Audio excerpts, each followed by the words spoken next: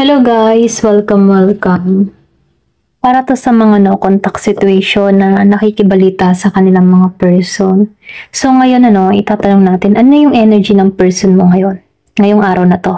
Okay, kung kailan mo to mapanood. So tatanong natin ano yung energy niya ngayon. Okay, so start na tayo. So be open-minded po, hindi halos lahat makaresonate. Thank you nga po pala sa mga nagsusubscribe, sa mga bumabalik. Maraming salamat. So start na tayo. Ano yung enerhiya niya ngayon na hindi kanya kinakausap? Ayan. Ano ba yung enerhiya ng tao mo ngayon habang hindi kanya kinakausap? Or habang no contact kayo? Or ikaw yung hindi talaga kumausap? Okay? Ayan. Give me the message. Ano yung enerhiya niya ngayon? Give me the message. Ano yung enerhiya niya ngayon? Habang wala kayong usap, or ikaw yung hindi na kumausap, ano yung energy niya? So, meron ditong the full reverse, So, meron ditong 3 of Pentacles, 5 of Wands upright, 4 of Pentacles upright, wow, Ace of Cups upright. So, lumabas din itong 10 of Wands reverse, the solar eclipse reverse, the Empress reverse, lunar eclipse, Knight of Wands upright, 6 of Swords upright, 9 of Cups reverse, and the last quarter, Moon. Ayan. So, dito, lumabas tong the Fool upright. Ito yung tipo na nasa surface na para siyang walang pakialam. O para bang freedom mode siya ngayon, So, nakikitaan ko dito, yung totoong meaning ng sitwasyon niya rito, ina-attempt niyang mag-reset ng, yung tipong ina-attempt niyang mag-reset yung energy niya, pero gusto niya lang ditong ipakita na carefree para hindi mo maramdaman yung weight ng connection. Alam mo yon? So, nakikitaan ko dito, itong tao na to, hindi naman ibig sabihin wala tong nararamdaman sa'yo, emotionally. Pero sinusubukan lang niyang takasan yung kanyang nararamdaman. Okay? So, dito, nakikitaan ko rin ditong 3 of Pentacles reverse. Ito yung dahilan kung bakit wala siyang communication. So, ayaw niya munang makipag-collaborate. Kumbaga, ayaw ng tao na to na makipagtulungan. Kumbaga, ayaw niyang ayusin yung connection. So, feeling niya kapag kinausap ka niya, may expectation, okay? Yung bang tipo na may dapat siyang i-maintain. So, yung reaction niya, withdraw yung effort, okay? So, nakikitaan ko rin dito sa 5 of Wands upright, Ayan, pasensya na sa tahol ng aso, Ito yung eternally, okay? Kumbaga, naguguluhan tong tao na to. Malakas yung conflict sa isip niya rito. Gusto niyang mag-reach out, pero may takot sa confrontation. May pride, may tension na hindi niya inaamin. Ito yung card na inner struggle. Hindi ko yung kalaban niya, sarili niya yung kalaban niya dito sa 5 of Wands.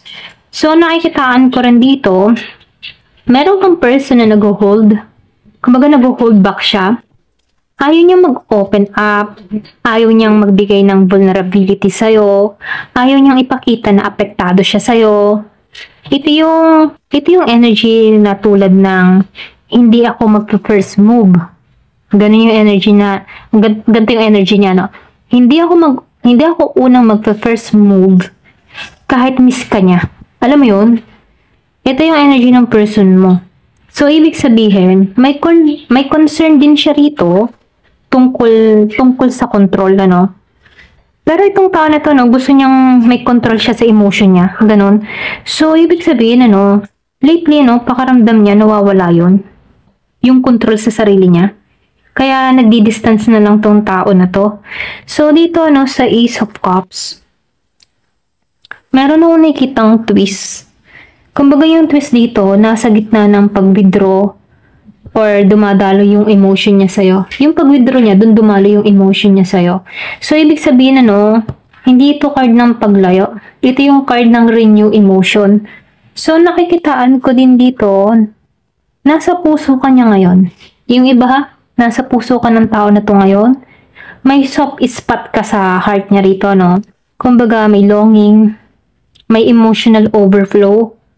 Pero, itong tao na to, no, kahit may ganitong nararamdaman, bakit hindi siya umaaksyon? Okay? So, yun yung question mark, ano? Bakit hindi to umaaksyon? Okay? So, dito, sa Ten of Wands reverse, ano? Kaya, meron ka ditong hindi umaaksyon, ano? Pagod. Pagod yung energy niya rito. So, ibig sabihin, hindi naman dahil sa'yo kung bakit napapagod tong tao na to.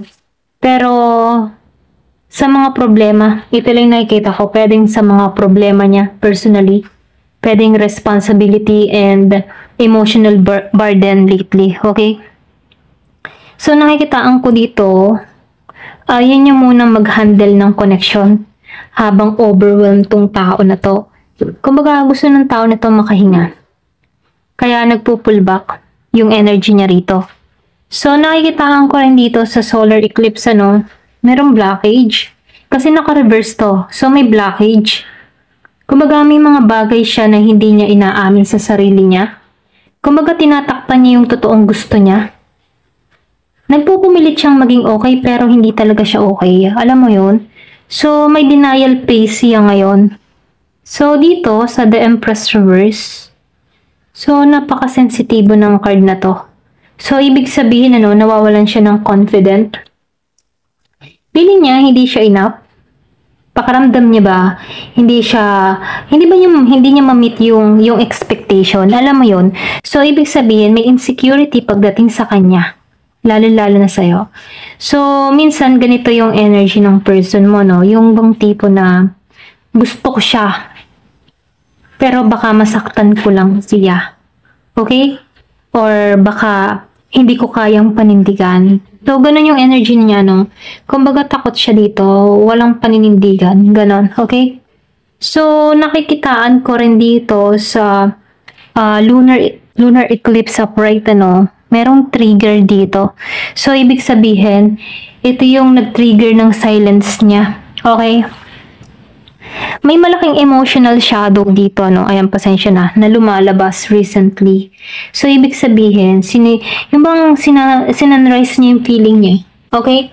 So, may lumang trauma na nag-trigger. And meron akong nakikitang pangyayari na nagpasa-isip sa kanya. Hindi man directly na related sa'yo, no? Pero meron akong nakikitang pangyayari na nagpasa-isip sa kanya. So, yung lunar eclipse, nagdala sa kanya ng intense emotion na hindi niya kayang harapin kayo, naglalayo, okay? So, ito yung card na emotional overwhelm. So, dito, lumabas tong Knight of Wands upright. So, nakikitaan ko dito, andun yung passion. Kumbaga passionate siya dito, no? Ito siya, si Knight of Wands. So, ibig sabihin, impulsive, strong attraction. So, lumalabas dito na gusto sumugod pero nagdadalawang isip. So, may urge siyang magparamdam. So, nakikitaan ko dito, kahit anong laban niya rito, no? Eternally. Sarili niya kasi yung kalaban niya dito. Hindi kanya makakalimutan. Ikaw yung gusto niyang puntahan, pero hindi pa niya kayang i-handle yung emotion niya, at yung connection, ano? So, nakikitaan ko rin dito sa Six of Swords upright, ano? Kaya ngayon ito, yung bang tipo na, kaya ngayon, ano, yung ginagawa ng taong ito, umiiwas muna, okay? May pag-iwas, naghahanap ng mental calm, okay? Kumbaga, kinakalma niya yung kanyang isipan dito, nagde-detox ng emotion, so, binibitawan kanya temporarily, okay? Kaya para ba hindi tuluyang mawala yung connection. So, gusto niyang ma-regain yung balance niya bago lumapit ulit. Okay? So, dito, no, lumabas itong Nine of Cups reverse. So, nakikitaan ko dito yung core ng emotion ng tao na to. Ngayon, ano, so, hindi siya fulfilled dito. Hindi siya happy kahit nag-distance. Alam mo yon, kahit lumayo siya, hindi siya masaya. Hindi niya natagpuan yung kaligayang hinahanap niya. Hindi siya happy kahit ganun, ano. So, hindi niya makuha yung satisfaction na akala niya makukuha niya. Ganon.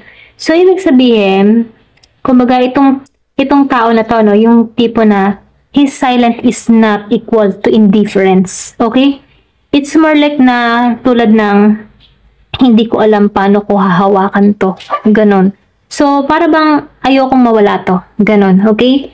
So, sa last quarter, nakikitaan ko rito yung energy na merong closing energy na reading dito, no? Yung may mga bagay siyang dapat bitawan, pero hindi niya mabitawan, ganon. So, ibig sabihin, pwedeng ego, fear, hurt, and insecurities.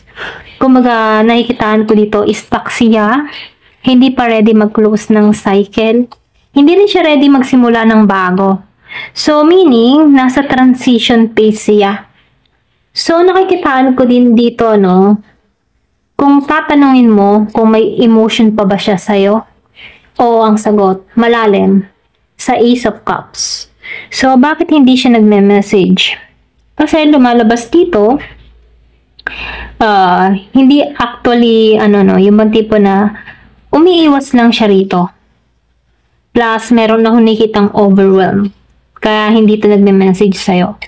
So, nawalan ba siya ng interest sa'yo, no? So, nakikitaan ko dito, hindi actually, ikaw yung source of comfort niya, pero natatakot siya mag-open dito. So, gusto kanyang puntahan, ito yung pinaka-strong na energy. Pero nagre-recover siya emotionally. Okay? So, nakikitaan ko dito, hindi naman to temporary silence, kasi yung direction ng tao na to, hindi pa ending para sa'yo.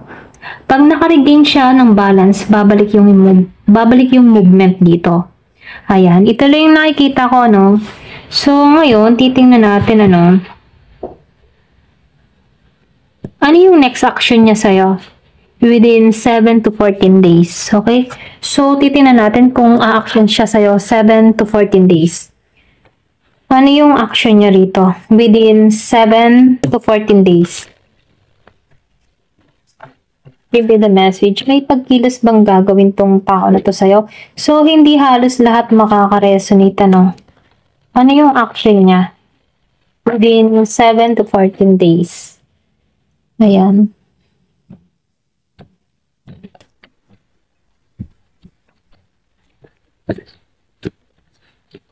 Ayan.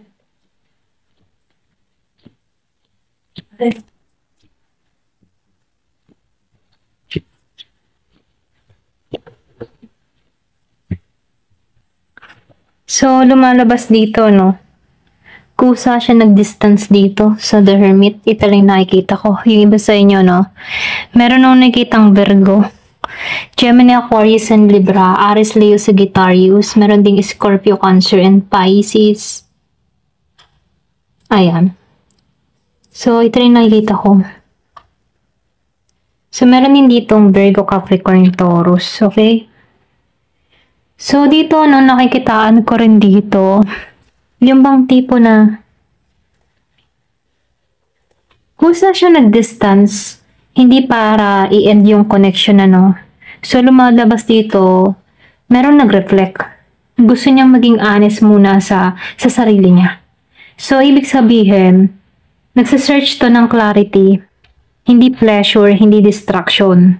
So, yung Hermit card, ayan, pasensya na utal ako. Hermit card, hindi naman to paglimot, Kumbaga, nag-iisip lang to ng malalim about sa'yo, private, okay?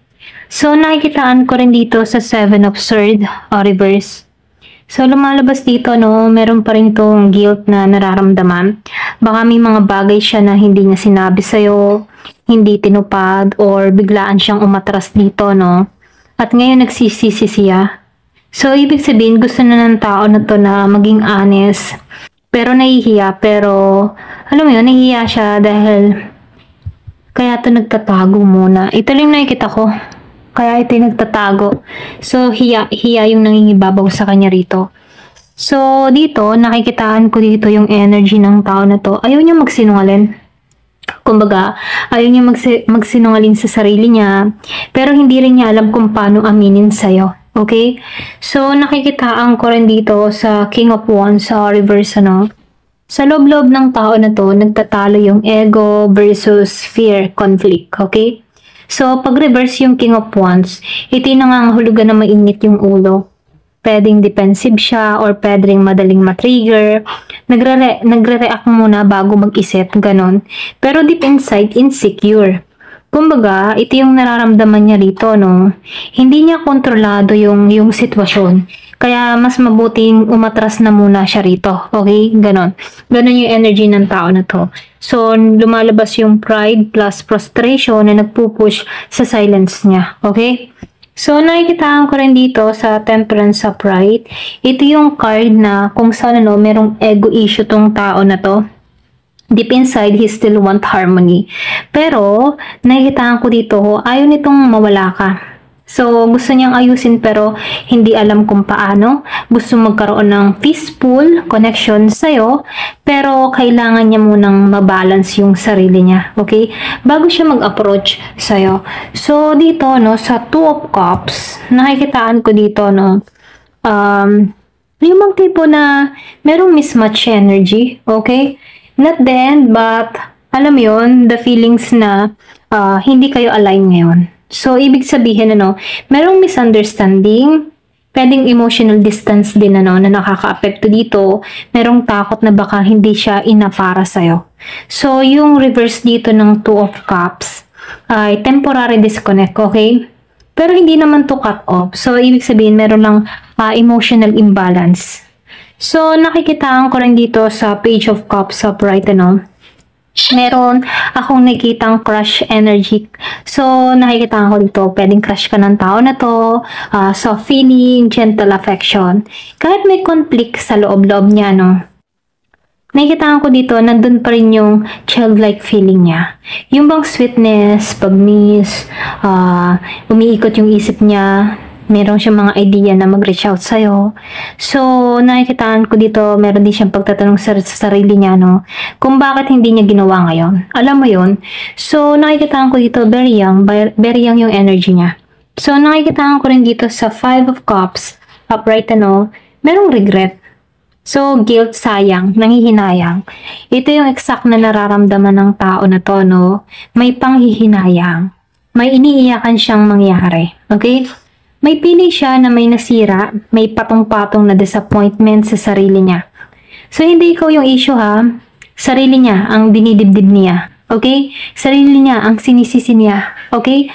So, dito, sa Page of Wands reverse, nakikitaan ko dito, yung bang tipo na kahit may urge siyang mag-message sa'yo dito sa Page of Cups, nahadlangan ng Page of Wands dito. Okay? So, nakikitaan ko dito, yung bang tipo na wala siyang confidence, okay? Dito. So, ibig sabihin, natatakot siyang ma-reject, natatakot siyang baka magkamali na naman siya, ganun. So, dito, feeling niya, hindi niya kayang i-handle yung emotion niya, ganun. So, ito yung gusto niyang maramdaman, pero kinakabahan dito. So, nakikitaan ko rin dito, meron kang person dito na very defensive yung mood. Okay? Ayan, pasensya na sa tao lang aso, Feeling niya kailangan niyang ipagtanggol yung sarili niya. Ganon. So, takot siyang makriticize, takot siyang mapagalitan, takot siyang harapin yung truth ng sitwasyon. So, kaya itong tao na to umiiwas dahil dito siya matapang sa pag-iwas. Okay? So, nakikitaan ko rin dito, sa Knight of Wands upright. Ito yung lalim, kumbaga may takot at defense. Malakas pa rin yung attraction. Gusto kanyang puntahan, pero may strong desire ito ng reconnect sa'yo, Kaya lang, very impulsive siya dito, okay? Kumbaga may nag-urge dito na return sa'yo. Kaya lang, hindi ito pantay, So, nakikita ko dito, hindi siya naging pata sa'yo rito, So, dito, nakikita ko rin dito, meron tong lakas ng loob. Okay? May missing. Kasi maybe yung iba sa inyo, meron kang person dito na biglang urong-sulong. Alam mo yun? Urong-sulong. Ganun yung energy. Urong-sulong. Biglang lalakas sa loob. Biglang mawawala. Ganun. So, nakikitaan ko rin dito sa Three of Cups, upright, So, ibig sabihin dito, meron siyang desire ng reconciliation sa'yo. Like communication, or pwede rin casual, or date. Kumbaga, fun energy with you. Gusto niyang maging masaya sa'yo. So, positive reconnect yung gusto niyang mangyari, hindi away. So, ibig sabihin, yung puso niya, gusto niya kayong magbati, hindi na mag-away, ganon. So, nakikitaan ko rin dito sa The Magician Upright, ano, ito yung pinakamalakas na reading kasi may intention siya, okay? Na bumalik o gumawa ng effort dito. So, nagplano siya internally, ano, iniisip niya paano yung tamang approach. Or pwede rin iniisip ng tao na to, paano kaya ako mag-restart? Paano kaya ang gagawin ko? Paano ko siya ayusin? Paano ba yung tamang komunikasyon? So, ganun. So, ganun yung energy niya rito, no? Hindi pa siya ready gawin, pero andun yung pagpaplano sa isip niya. Okay? Kumbaga, nag-iisip to na ready na siyang magbalik sa'yo. Okay? So, dito, sa Knight of Sword Reverse, ano, ito yung confirm. Hindi niya yung kayang sudden na komunikasyon, ano. So, isip niya lang yung tumatakbo dito sa The Magician, pero sa pagkilos, wala siyang lakas ng loob. So, silence muna siya rito. Takot magsabi ng mga mali niya. Pwedeng takot siyang mag-overact or magulat ka. Ganon. So, nakikitaan ko dito, meron ditong holding back sa message, ano. So, ibig sabihin, gusto niya mag-message pero mayroong pumipigil. Okay? So, nakikitaan ko rin dito, no, yung pinaka final summary sa reading na to, no. Dito sa Page of Cups, ano, and Knight of Wands. Nakikitaan ko dito yung affection, attraction, at desire sa reconnect. Bakit hindi nga ba siya nagme-message? Kasi may takot. So, dito sa Hermit Upright dito, no, nakikita ko dito, nagre-recover siya emotionally. Meron siyang inaayos sa sarili niya, pwedeng nagre-regret, nahihiya, or pwedeng wala siyang confident na humarap sa'yo. So, natatakot siya sa confrontation, okay? Yung talagang personal, takot siya doon. So, nakikita ko dito, ano yung pinaka-strong emotion niya dito sa Five of Cups. Doon lumabas yung Five of Cups, ano, kasi nanghihinayang. Ayan, nanghihinayang siya sa'yo. Lumalabas dito yung panghinayang, okay? Kumbaga, longing, attraction dito sa Knight of Wands, andun pa rin. So, gusto niyang mangyari dito ay reconciliation dito sa Three of Cups. Kumbaga, maayos yung communication dito, no? Subtitle, hindi ba big confrontation? Ganon. Halimbawa, chat-chat lang muna, text-text, ganyan. So, nakikita ko dito, magpaparamdam ba siya eventually sa'yo? Yes, okay? Yung iba sa inyo pero magpaparamdam sa'yo. So, nakikitaan ko dito, pero kailangan nyo munang lampasan yung challenge, ano, yung takot niya kung paano niya harapin ito. Okay? Ayan, ito na yung nakikita ko. So, kailangan nyo lampasan yung kanyang takot. Okay? Thank you for watching. Love and peace.